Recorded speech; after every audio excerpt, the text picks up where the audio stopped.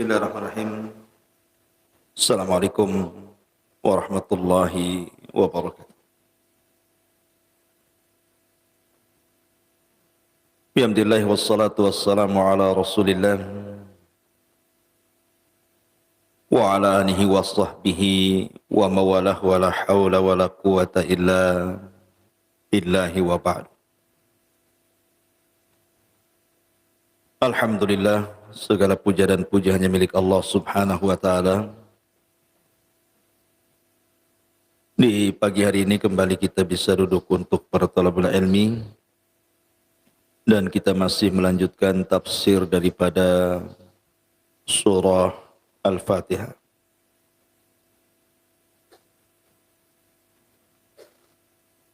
Salawat dan salam tak lupa kita haturkan kepada Rasul kita baginda yang mulia Nabi besar Muhammad sallallahu alaihi wa ala alihi wasallam. Dan kita masuk pada ayat ketiga dari surah Al-Fatihah. A'udzu billahi minasyaitonir rajim. Bismillahirrahmanirrahim. Maliki yaumiddin. Apa makna daripada Maliki Yaumuddin? Malik adalah salah satu daripada sifat Allah Subhanahu wa ta'ala. Dan arti Malik artinya raja yang menguasai. Adapun yang dimaksud Yaumiddin, maksudnya adalah Yaumul Qiyamah. Dan kata din sendiri artinya al-jaza, balasan. Jadi raja pada hari pembalasan. Ma'asyiral muslimin yang dimuliakan Allah Subhanahu wa ta'ala. Ketika kita membahas tentang Yaumul Qiyamah,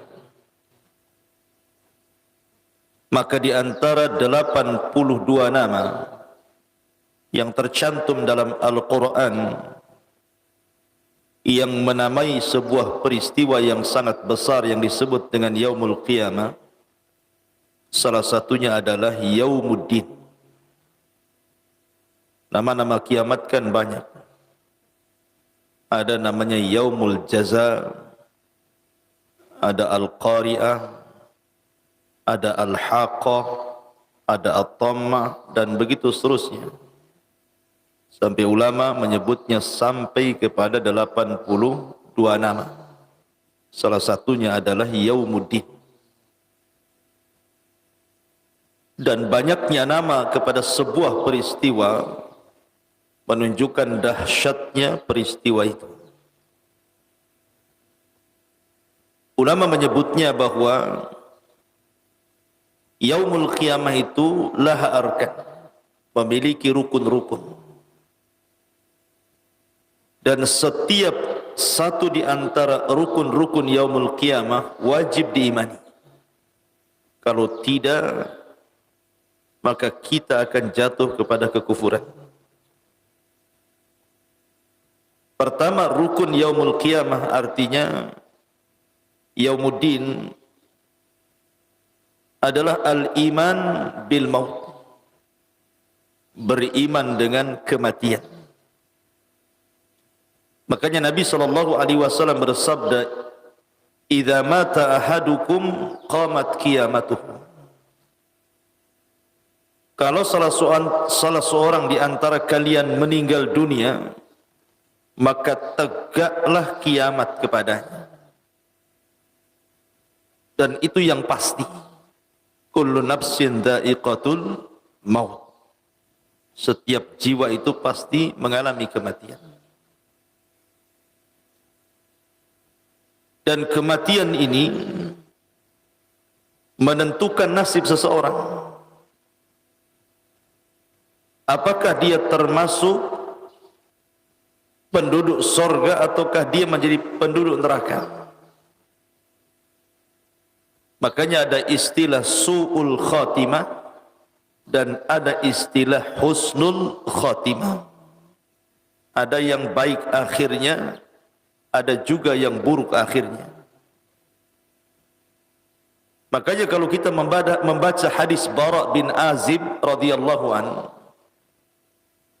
ketika Nabi SAW bersama para sahabatnya menguburkan jenazah, ketika itu lubang belum disiapkan, masih digali. Maka untuk mengisi waktu sambil menunggu tergalinya lubang, maka Nabi SAW menceritakan tentang ruhnya seorang mukmin dan ruhnya orang kafir.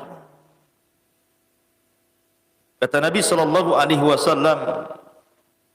"Idza qubidatir ruh tabi'ahul basar." Apabila ruh itu dicabut, maka pandangan mengikutinya. Dan apabila ruhnya seorang yang beriman kepada Allah Subhanahu wa taala, maka akan dicabut seperti tetesan air yang terakhir keluar dari mulut teko. Artinya sangat pelan sekali.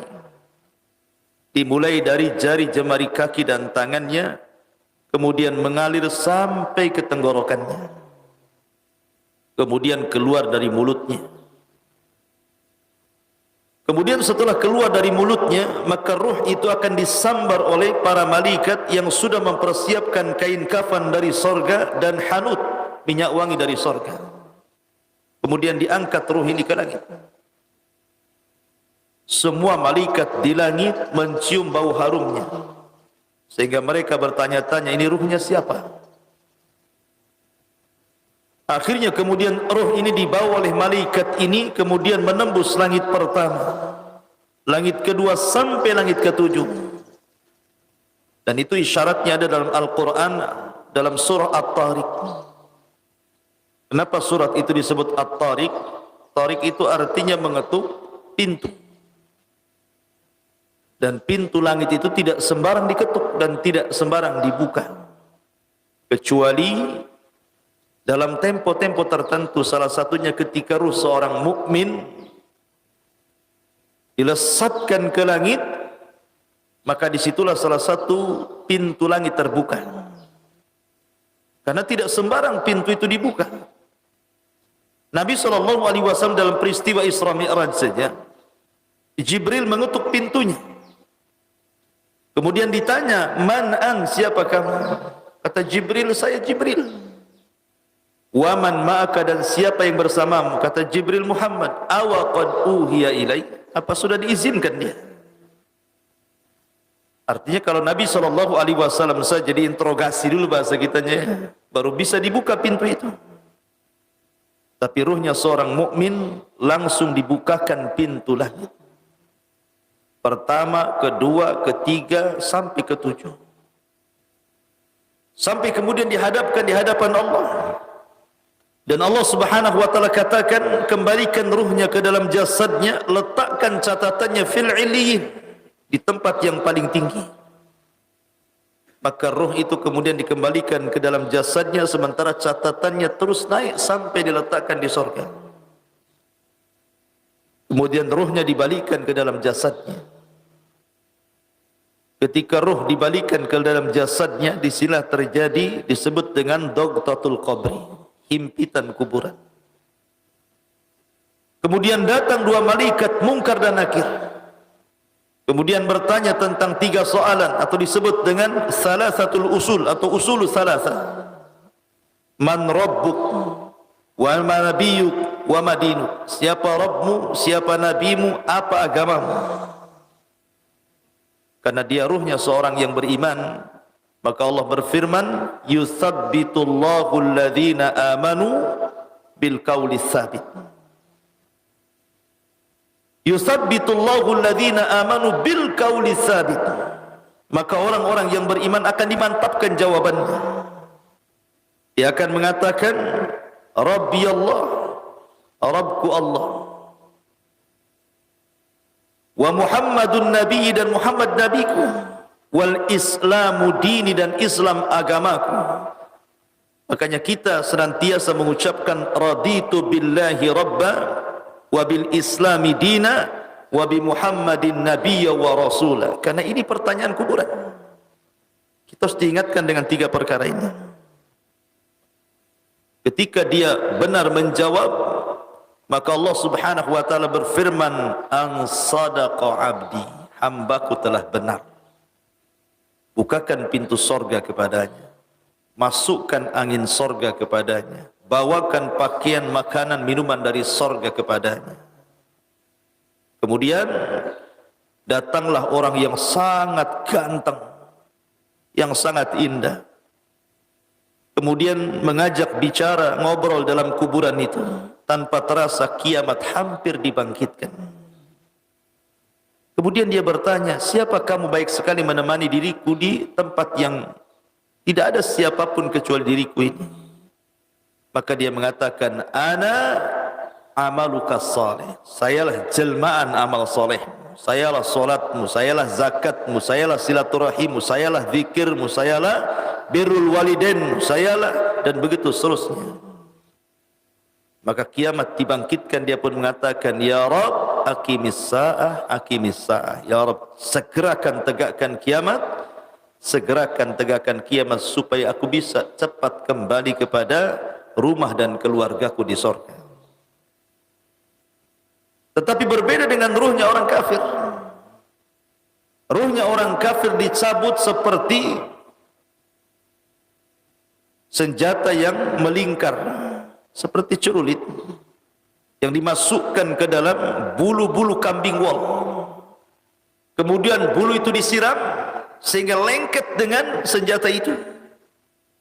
Kemudian dipaksa dengan cepat, kemudian dipaksa keluar dari bulu-bulu itu. Yang apa yang terjadi? Pasti akan merontokkan bulu-bulu itu. Itulah ruhnya orang kafir, diibaratkan sebuah senjata yang bengkok dimasukkan ke dalam bulu wol kemudian disiram. Antum tahu kambing wol itu bulu-bulunya kan banyak gitu ya. Maka dia akan mengalami sakit yang luar biasa karena ruhnya tidak tercabut secara beraturan. Apalagi kemudian ada bisikan di telinganya, ukhruji ya ayyatuhan nafsil khabithah ila sakhatim minallahi wa ghadabi. Wahai ruh yang buruk, keluar kamu kepada kemurkaan dan kemarahan Allah Azza wa Jalla. Tentu ruh ini tidak mau keluar, tapi tetap dicabut oleh malakul maut. Kemudian diletakkan di kain kafan yang diambil dari neraka dengan bau busuk yang luar biasa. Kemudian setelah itu dinaikkan ke langit, tidak ada satupun malaikat kecuali mencelanya, karena bau busuk yang mengganggu mereka. Karena malaikat tidak suka dengan bau busuk. Makanya kenapa Nabi SAW melarang tidak boleh orang masuk masjid yang mulutnya bau bawang. Kenapa?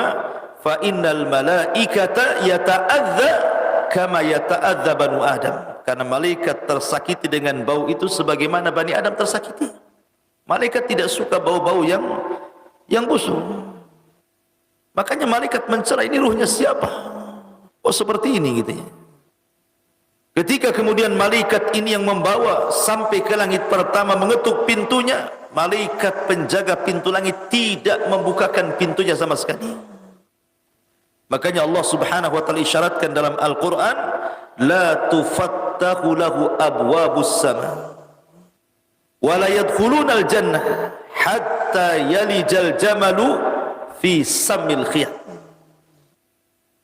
Orang-orang seperti ini tidak akan dibukakan pintu langit dan tidak akan dimasukkan sorga sampai ada cerita unta masuk ke liang jarum.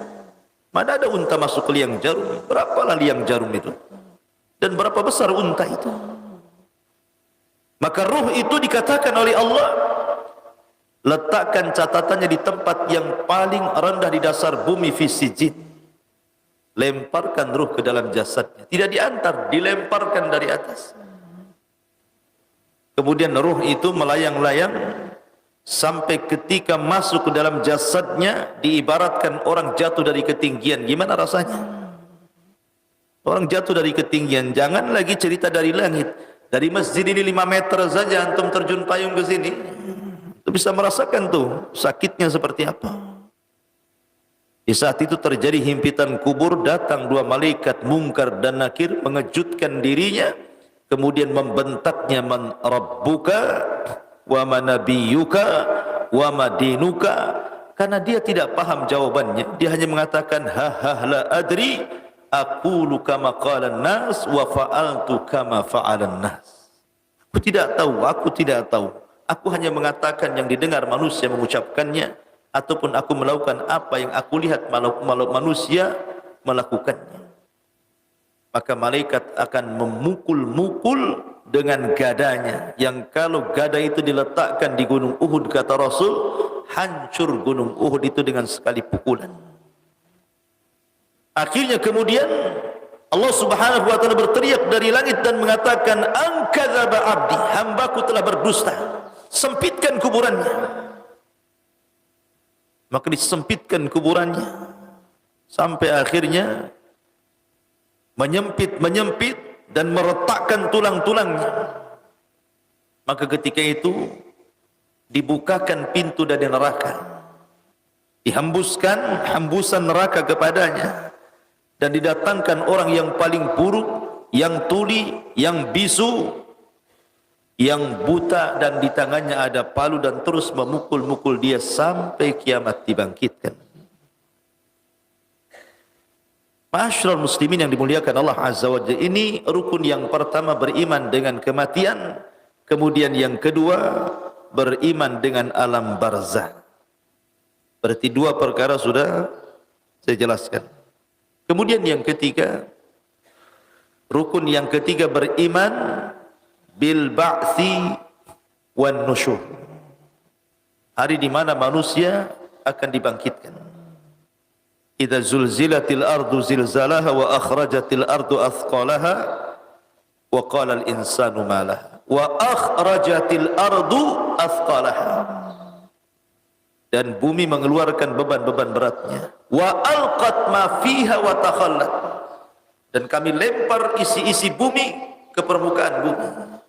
Hari kebangkitan, yaumun nusyur. Dan ini harus kita imani. Kalau ada orang yang mengatakan mustahil, karena ada orang yang mengatakan bahwa manusia itu tidak akan dibangkitkan, seperti orang-orang jahiliyah di zaman Nabi SAW mengingkari hari berbangkit. Kalau antum pernah membaca satu kisah di dalam Al-Quran, ada namanya kisah Ashab Al-Jannatain, kisah pemilik 2 kebun. Dan itu disebutkan dalam surah Al-Kahfi, di mana Allah Subhanahu wa taala berfirman, "Wadrib lakum mathalar rajulaini ja'alna li ahadihima jannatayn min a'nabin wa hafafnahuma binakhlin wa ja'alna bainahuma zar'a kiltal jannatayn atat ukulaha wa lam yadlim atau wa lam tadlim minhu syai'a wa fajjarna khilalaha nahara." Allah mengatakan, ya Muhammad, berilah percontohan tentang 2 orang laki-laki yang kami jadikan salah satu dari keduanya 2 kebun. Kebun ini luar biasa, ikhwan. Di tengah-tengahnya sungai, kiri kanannya kebun, dan tidak lelah untuk menyirangi. Sudah tersiram sendiri dengan air itu. Di situ, di dalamnya adalah anab, pohon anggur di mana-mana. Kemudian pagarnya itu pohon kurma melingkar. Belum lagi di samping-samping air itu tanaman-tanaman yang bermanfaat. Pokoknya isi kebun itu semua menghasilkan. Tidak ada yang tidak menghasilkan. Anehnya, tidak ada musimnya. Panen terus. Ya, apa enggak nikmat seperti ini sebenarnya? Antum punya kebun duren, harus nunggu setahun sekali. Nunggu musim duren. Ya, kalau gagal. Kalau berhasil, alhamdulillah. Ini kebun tidak ada musimnya. masih dipanen terus. Makanya Allah mengatakan atas ukulaha walam tadli minhu syai'a. Jadi terus diambil dan Allah tidak menzalimi sedikit pun dengan dia.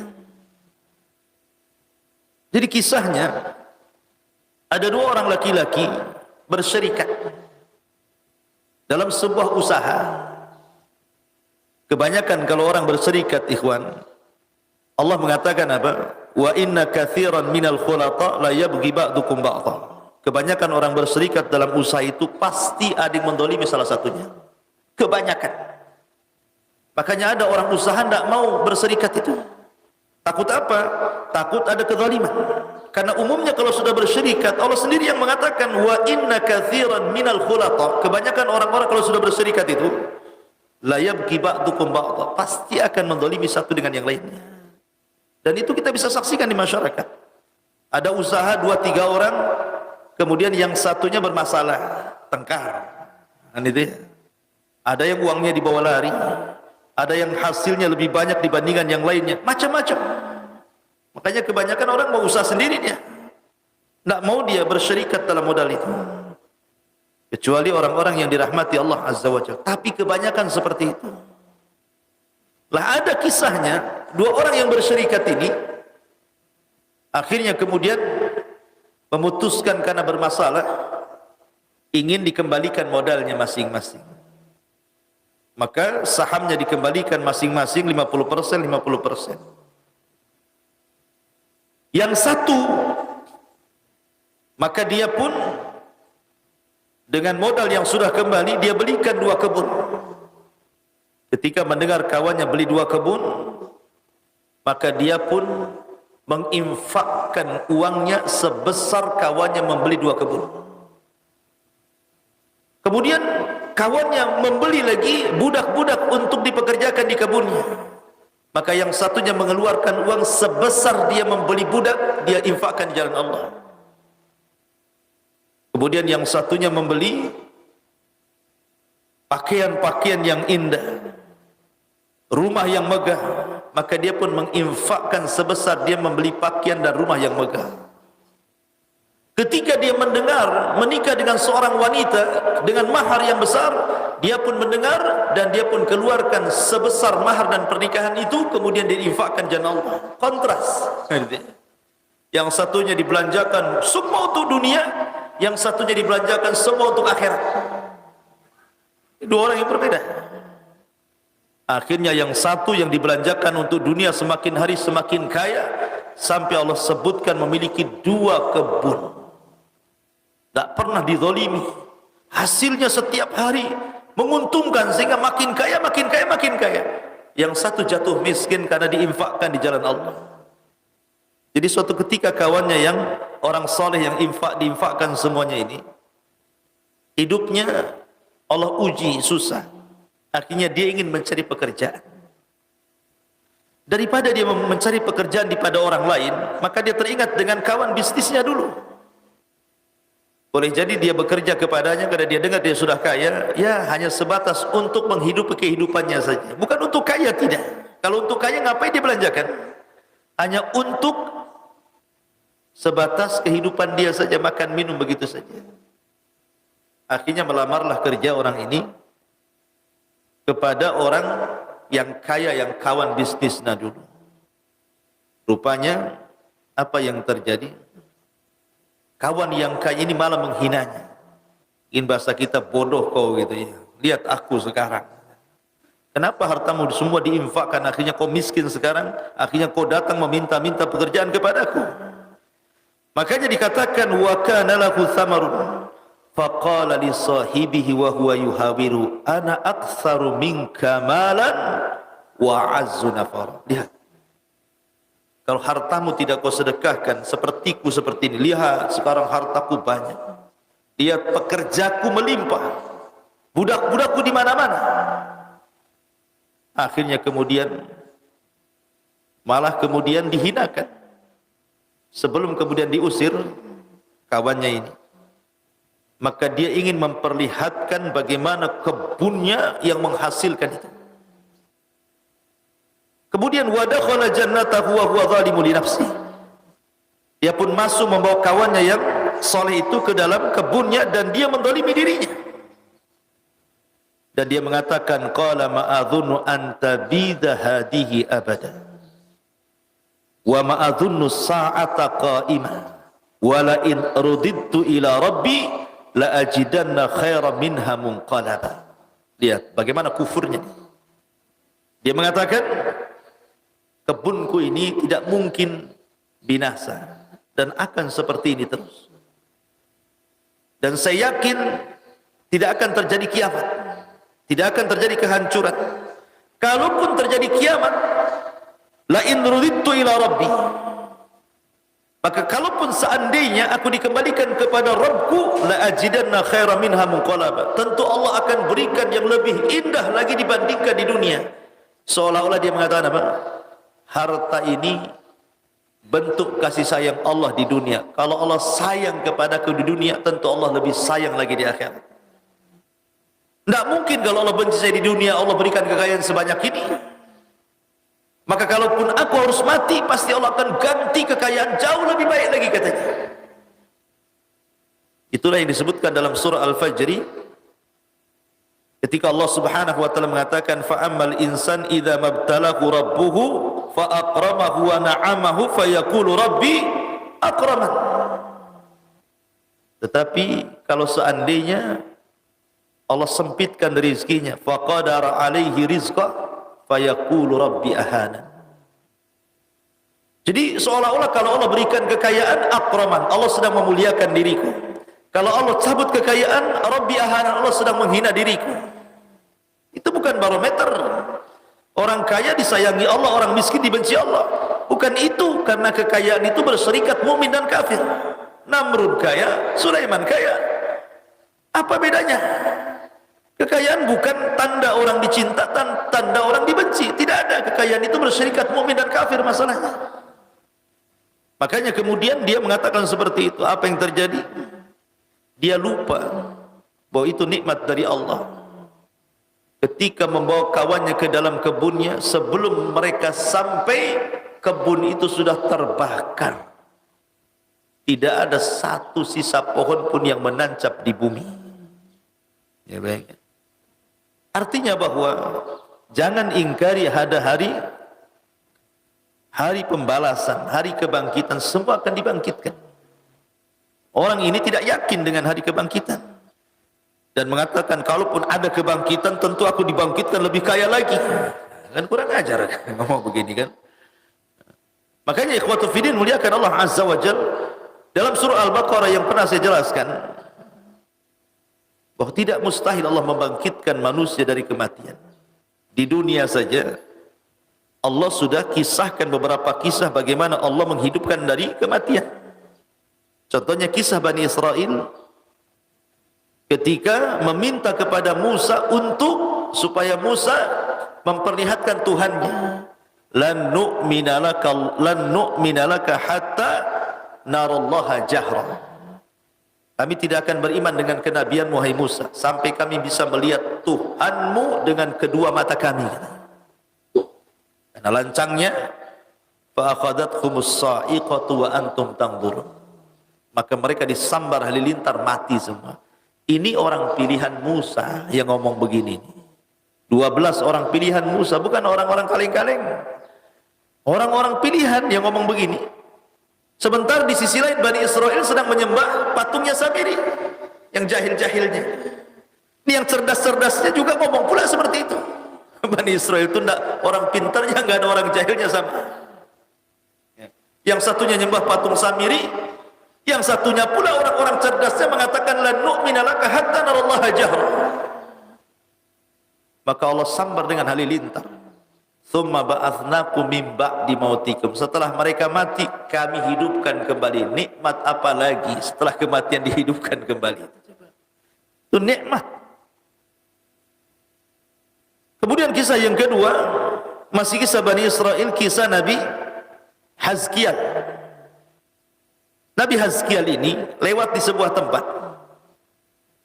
Ketika lewat di sebuah tempat, semua jasad sudah mati semua. Tak ada satu pun orang di situ kecuali bergelimpangan jasad di mana-mana. Rupanya rupanya jasad-jasad itu adalah jasad-jasad orang-orang yang melarikan diri dari negeri yang sedang ditimpa taun. Sampai Allah mengatakan, alam tara ilal ladzina kharaju min diyarihim wa hum ulufun hadaral maut.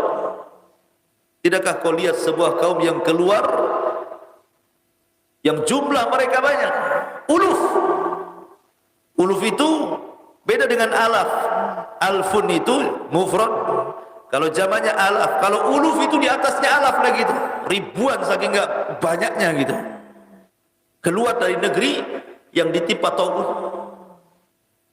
Tujuan mereka apa? Hadarul maut, menghindar kematian, takut terkena wabah taun.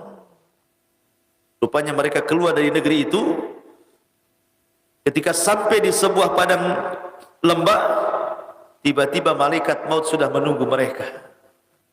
Tidak mati kena taun, mati dihadang malakul maut.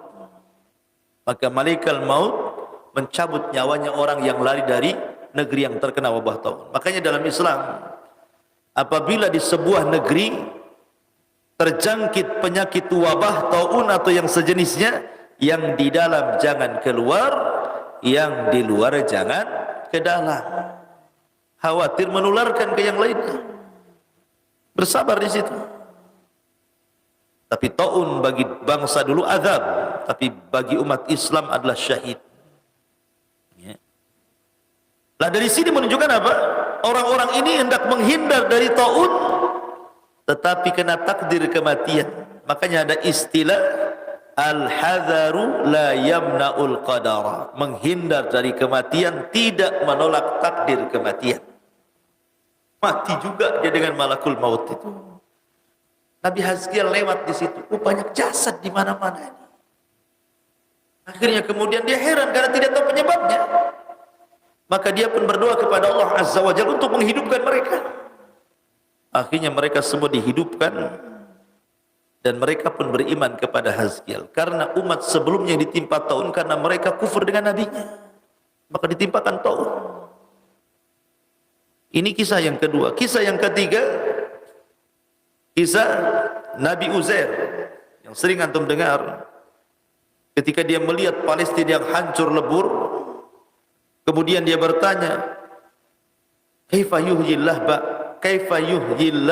hadhihi ba'da mautiha. Bagaimana Allah menghidupkan setelah kematiannya? Kota yang dulunya indah, ramai, kok tiba-tiba hancur lebur sak bangunan-bangunannya. Ibaratnya beginilah kalau antum melihat Suriah gitu ya. Dulu kan kota yang sangat indah di Aleppo, kota yang melahirkan para ulama, kitab-kitab ahli sunnah, tiba-tiba hancur dengan perang. Kemudian antum lihat YouTube, lihat TV, kapan kira-kira kota itu bisa bangkit lagi seperti dulu? Nah, gitu loh bahasa. Bukan Nabi Uzair ini mengingkari bahwa Allah tidak sanggup, tidak. Ya, cuman kayak kita melihat ada kota yang tiba-tiba kena gempa, Lombok lah, kena gempa kan, satu kabupaten rata dengan tanah itu. Mungkin kita berpikir kapan lah Lombok itu seperti dulu lagi, gitu ya bahasanya. Akhirnya pun ketika kelelahan Uzair membawa keledai, membawa makanan, dia pun masuk ke sebuah lubang kecil. Dia pun bersandar di bebatuan, tiba-tiba tidur. Baru dibangunkan setelah 1 abad. 1 abad itu 100 tahun tidur itu. Lama kali tidurnya kan. Baru dibangunkan. Tidurnya ba'da zuhur, bangunnya asar. Ditidurkan ba'da zuhur, dibangunkannya setelah 100 tahun itu asar. Jadi ketika malaikat diutus bertanya, kam labista? Qala labistu yauman aw ba'da yaum, katanya kan. Berapa lama kau tidur? Ya mungkin 1 hari atau setengah hari katanya. Udah 100 tahun itu ya. Karena apa? Karena dia ditidurkan siang, dibangunkan sore. Jadi dikiranya setengah hari aja dia bangun. Dan orang tidur kan nggak tahu ya. Kadang-kadang orang tidur itu mimpi jelek gitu ya. Mimpi dalam mimpinya tadi mobilnya hilang kan, rumahnya kebakaran gitu ya. Atau dibangunkan, alhamdulillah. Padahal baru 10 menit tuh. Mimpinya tuh kayak berepisode-episode tuh. Masyarakat muslimin yang dimuliakan Allah Azza. Intinya bahwa Nabi Uzair dibangunkan setelah 100 tahun. Anehnya, di sini keanehannya. Makanan yang dibawa lam yatasannah, tidak berubah. Padahal makanan adonan roti, kita aja membuat nanak nasi. 2 hari nggak dimakan nasi itu sudah basi. Kalau sebulan udah hancur. Ini 100 tahun roti itu nggak ada apa-apa. Roti asirnya, minumannya nggak berubah sama sekali. Kan heran tuh. Tetapi masalahnya bukan di situ. Masalahnya keledainya hilang. Kemudian yang ada belulang, tulang belulang-belulangnya saja. Ya tidak mungkin hiduplah keledai. Apalagi keledai itu diikat. Kalau tidak diikat mungkin dia bisa pergi cari makan. Ini diikat mau makan dari mana? 100 tahun lagi matilah. Sehingga hanya tulang-tulangnya saja jadinya. Tapi Allah ingin menunjukkan kepada Uzair, sebagaimana Allah tidak mustahil membangun kota itu. Maka Allah contohkan. Tiba-tiba keledai itu terangkai sendiri tulangnya. Tulangnya terangkai sendiri, mulai dari kaki, badan, kemudian sampai kepala, ekor, tulangnya habis terangkai tulangnya. Tiba-tiba dagingnya Allah datangkan dari mana-mana, lengket. Kemudian bulunya, kemudian Allah tiupkan roh, tiba-tiba berteriak seolah kiamat sedang bangkit. Di sini Allah ingin membuktikan kepada Uzair, innallaha ala kulli syai'in qadir. Allah atas segala sesuatu mampu. Sebagaimana Allah sanggup menghidupkan keledai dari kematiannya, tidak mustahil Allah mampu menghidupkan kota setelah kematiannya. Maka ketika Uzair melihat kota, aneh. Kemarin saya lihat hancur kota ini.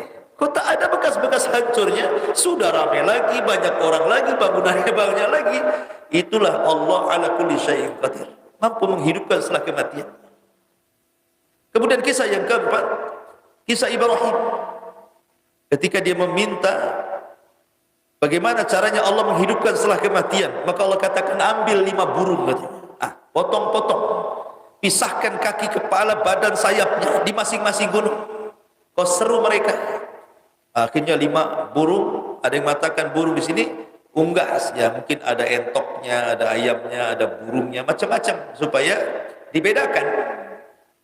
Tiba-tiba setelah kemudian dipotong-potong masing-masing dan Ibrahim pun memanggil mereka semua, "Tsummad'uhunna ya'tinaka sa'ya." Ibrahim memanggil mereka, datang semuanya kan gitu ya. Tidak ada tertukar, tidak mungkin sayap ayam ketukar sayap burung gitu ya. Sayap burung ketukar sayap angsa, tidak. Kembali ke masing-masing. Dan ini menunjukkan apa? Innallaha ala kulli syai'in qadir. Ini kisah keberapa? Kisah keempat. Kisah kelima. Kisah yang terakhir. Kisah siapa? Tadi Nabi Hazkiel sudah. Uzair sudah. Ibrahim sudah. Nabi sudah 5 berarti. Bani Israel yang kena taun. Kemudian Bani Israel yang melihat Allah. Berarti sudah 5 pas. Dan ini kata para ulama ketika mengkisahkan 5 peristiwa ini. Sebagaimana Allah sanggup menghidupkan manusia kematiannya di dunia, maka Allah lebih sanggup lagi menghidupkan kematiannya kelak pada hari yaumul ba'thi wan nusyur. Kemudian ini yang ketiga, yang keempat dari arkanul kiamah adalah al jaza. Inilah yang disebut dengan maliki yaumiddin. Kama tadinu tudan. Sebagaimana kau memperlakukan dirimu di dunia, maka kelak Allah akan memperlakukan hal yang sama. Bahwa jazaa'us sayyi'atun sayyi'atu mithluha. Balasan buruk akan diberikan keburukan. Sebagaimana jazaa'ul ihsan ilal ihsan. Balasan baik akan dibalas dengan kebaikan. Wa man ya'mal mithqala dzarratin khairan yara, man ya'mal mithqala dzarratin syarran yara. Semua akan dibalas. Ya Maliki yaumiddin, hari pembalasan. Semua akan dibalas. Di mana orang-orang yang ditakdirkan ahlul jannah, Allah berikan wajah yang berbeda-beda. Ketika dia melihat catatan amalnya, wajahnya akan memutih dan bercahaya.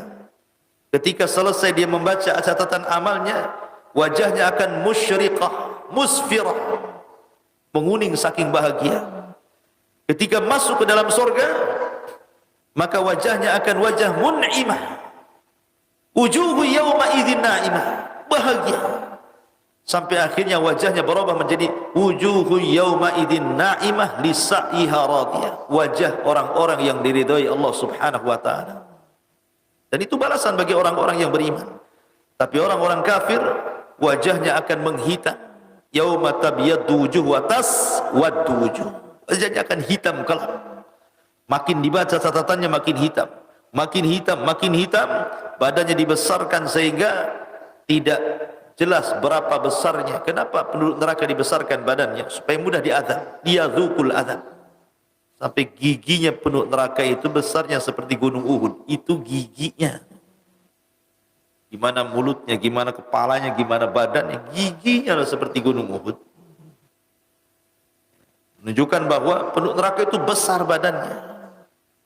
Tetapi tidak bisa neraka itu penuh. Neraka jahanam itu malah mengatakan halim talati wa taqulu hal bimazid. Masih kurang ya Rabb. Masukkan, masukkan. Padahal badan penuh neraka itu gede-gede, tapi neraka itu tidak penuh-penuh. Malah nawarkan hal bimazid. Masih ada lagi. Masukkan, masukkan katanya. Subhanallah ya. Menunjukkan bahwa beriman kepada yaumuddin, yaumul qiyamah, adanya al-jaza, adanya hisab dulu ya, balasan, baru terakhir al-jannatu wan nar. Ini 5 arkan yaumul qiyamah. Beriman dengan kematian, beriman dengan balasan di kuburan. Di situ ada himpitan, ada fitnah kubur, ada azab kubur, ada nikmat kubur. Kemudian hari kebangkitan, kemudian hari hisab, kemudian yang terakhir al-jaza, balasan bil jannati wan nar. Inilah makna maliki yaumiddin. Wallahu alam, karena sudah jam 6 sudah harus ngisi di Radio Ham. Subhanallahi bihamdika asyhadu an la ilaha illa anta astaghfiruka wa atubu ilaik. Allahu ta'ala. Assalamualaikum warahmatullahi wabarakatuh.